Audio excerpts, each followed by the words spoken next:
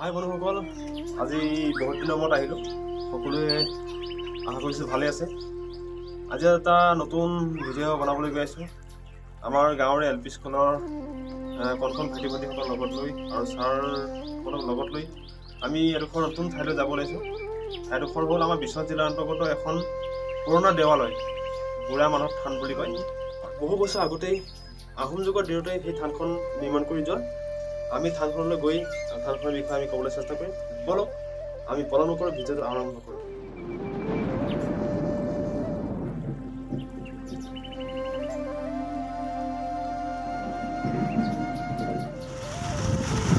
মই আহিছোঁ আৰু মোৰ লগৰ দিগন্ত আহিছে। আমাৰ নাম আকৌ দুটা একে নাম, মোৰ নামৰ দিগন্ত, তাৰ নামৰ দিগন্ত নে কি কয়? ষ্টেচনৰ ৰোডটো পাইছোঁ। ষ্টেচন ৰোডটো পাৰ হোৱাৰ পিছতেই পাই যাম আৰু থানখন। নাজানা ন? সময়কণ আমি বুঢ়া মাধৱ থানখন আমাৰ গন্তব্যস্থান পাইছোঁহি আৰু থানখনৰ এই প্ৰৱেশদ্বাৰত আমি ভৰি দিলোঁ। এই পাইছে বুঢ়া মাধৱ থান। আমি বুঢ়া মাধৱ থানৰ ভিতৰ ভাগলৈ সোমাই গ'লোঁ আৰু ভিতৰত গৈ সবিশেষ আপোনালোকক ক'বলৈ চেষ্টা কৰিম। আমি দুজন বাইকত আহিলোঁ, বাকী আমাৰ ছাত্ৰ ছাত্ৰীসকল আৰু ছাৰসকল এই গাড়ীতে আহি আমাৰ দেৱালয়খনত উপস্থিত হ'লহি। এই দেৱালয়খনৰ যি মূল মূৰ্তিভাগ এই মন্দিৰটোৰ ভিতৰতে স্থাপন কৰা হৈছিলে আৰু পোনে পোনে আমি সেই মন্দিৰভাগৰ ভিতৰলৈ যাব চেষ্টা কৰিম। এই চাইনবোৰ্ডখন লিখা আছে শৰাইৰ বাবে কিমান টকা লোৱা হয়, বিভিন্ন দান পত্ৰখিনি লিখা আছে। আমি পোনে পোনে আমি এই মন্দিৰভাগৰ গুৰুজীজনক কৈ পেলাই আমি ভিতৰলৈ যাবলৈ চেষ্টা কৰিম আৰু মূৰ্তিভাগ আপোনাক দেখাবলৈ চেষ্টা কৰিম। মন্দিৰৰ পূজাৰীজনে দৰ্জাখন খুলি দিলে আৰু আমি লগে লগে আমি ভিতৰলৈ যাবলৈ চেষ্টা কৰিছোঁ। এই মন্দিৰভাগৰ যিটো মূল প্ৰতিমূৰ্তি আহোম যুগৰ দিনতে সৃষ্টি কৰি যোৱা, সেই মূৰ্তিভাগ কোনো দুষ্ট চক্ৰই ধ্বংস কৰিছিল যদিও ইয়াৰ স্থানীয় ৰাইজসকলে বহু সময় ধৰি এই মূৰ্তিভাগ সংৰক্ষণ কৰি ৰাখিছে। এই দেৱালয়খন আহোম যুগৰ 1730 চনত শিৱসিংহই এই দেৱালয়খন স্থাপন কৰিছিল। এই দেৱালয়খন আগতকৈ বহু উন্নত হৈছে। অসম চৰকাৰে কিছু সুন্দৰ পদক্ষেপ হাতত লৈছে এই মন্দিৰভাগ উন্নত কৰিব।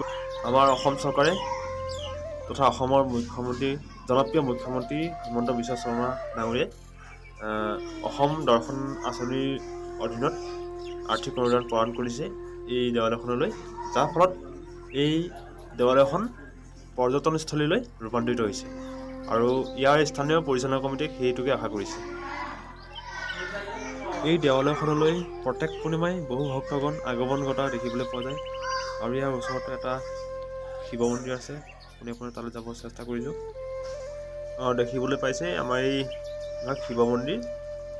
এই মন্দিৰভাগৰ ওচৰতে এজোপা প্ৰকাণ্ড গছ আছে, সেই গছজোপা ওচৰতে দেখিব পাইছে। সেই গছজোপাৰ পৰা লোকবিশ্বাস মতে ইয়াৰ পৰা টোপে টোপে পানী পৰি থাকে বুলি মানুহসকলে বিশ্বাস কৰে আৰু সেই পানী যদি কোনোবা অসুস্থ জীৱ জন্তুক খুৱাই দিয়া হয় আৰু লগে লগে সি সুস্থ হৈ উঠে বুলি মানুহে বিশ্বাস কৰে। আৰু এই গছজোপাৰ পৰা ওলোৱা পানী যদি খেতিপথাৰটো ছটিয়াই দিয়া হয়, খেতিপথাৰ সুন্দৰ হয় বুলি মানুহে বিশ্বাস কৰে। বৰ্তমানেও এই গছজোপাৰ পৰা নিগৰি ওলোৱা পানী ৰাইজে প্ৰসাদ হিচাপে গ্ৰহণ কৰি আহিছে। দেৱালয়খনৰ লগতে ৰান্ধনীশালৰ ব্যৱস্থা আছে। আমি সকলোৱে মিলিজুলি এসাঁজ খাবৰ কাৰণে সুন্দৰভাৱে প্ৰস্তুতি চলি আছে। এয়া ৰান্ধনীকেইজনীয়ে ভাত তৰকাৰী বনোৱাৰ কামত লাগি আছে। আমাৰ খানা তৈয়াৰ হৈ গ'ল। ছাত্ৰ ছাত্ৰীসকলক খানাৰ ব্যৱস্থা কৰিছোঁ। ৰান্ধনীগৰাকীয়ে ৰন্ধা বঢ়াৰ ক্ষেত্ৰত লাগি আছে। আমাৰ এই দেৱালখনৰ কাষতে এটা সুন্দৰ এইটো দেখিব পাইছে গৃহ এটা নিৰ্মাণ হৈ আছে। ইয়াতে চাগেই শুভ বিবাহৰ কাৰ্যসূচীসমূহ ইয়াতে হ'ব চাগে। কোনোবাই বিয়া বাৰু কৰিব বিচাৰিলে বিয়াৰ কাৰ্যসূচীখিনি চাগে তাতেই হ'ব। আমাৰ এই কাৰিকৰজনে কিবা এটা ক'ব বিচাৰিছে। কি ক'ব আপুনি? আজি পিলিংমুখ বৰবেটী LP স্কুলৰ সৰু সৰু ল'ৰা ছোৱালী লৈ পিকনিকৰ কাৰণে অহা হৈছে বৰদোৱা বুঢ়া বাবা থানলৈ। তাকে আমি তিনিজনে বনাই কৰি ল'ৰা ছোৱালীক খুৱাই বলে এতিয়া আমি শেষত ঘৰলৈ যাব আগবাঢ়িছোঁ। বাকী আপুনি এনেই ভ্ৰমণ খুজি আহি পেলাই কেনে পালে? এই সুন্দৰ, ইমান ধুনীয়া সৰু সৰু ল'ৰা ছোৱালীৰ লগত এই সাজ খাইছোঁ। মানে এইখন এখন ভগৱানৰ একেবাৰে অমৃত খোৱা নিচিনা লাগিছে আজি এই সাজটো। আমি এই পুৰণা বুঢ়া থানখন আহিছিলোঁ আমাৰ ছাত্ৰ ছাত্ৰীখিনিক লগত লৈ। আমাৰ প্ৰধান শিক্ষক মহোদয়ো আছে, সহ শিক্ষক মহোদয় আছে, ৰান্ধনীগৰাকীও আছে। তেনেকৈ আমি স্কুলৰ ছাত্ৰ ছাত্ৰীখিনিৰ লগত লৈ আমি শিক্ষামূলক হিচাপে আমি পুৰণা বুঢ়া থানখন আহিছিলোঁ। আৰু আমি তেখেতসকলক গোটেই দৃশ্যখিনি ভালদৰে বিৱৰি কোৱাৰ লগতে আমি ভালকৈ দেখাব চেষ্টা কৰিছোঁ। আৰু মধ্যাহ্ন ভোজন হিচাপে আমি আহাৰ গ্ৰহণ কৰা হ'ল। আৰু সৰ্বশেষত আমি উপনীত হৈছোঁ, যাবলৈ ওলাইছোঁ। শেষত আমি আমাৰ প্ৰধান শিক্ষক মহোদয়ৰ পৰা এফাকি আমি জানিব বিচাৰিম। নমস্কাৰ, মই নৰুৱা শিক্ষাগত অন্তৰ্গত কিলিমুখ প্ৰাথমিক বিদ্যালয়ৰ প্ৰধান শিক্ষক। আমি এই কণ শিশুসকলক শিক্ষামূলক ভ্ৰমণ হিচাপে কিলিমুখ প্ৰাথমিক বিদ্যালয়ৰ পৰা এই পুৰণা বুঢ়া বাবা দেৱালয়লৈ লৈ আহিছিলোঁ।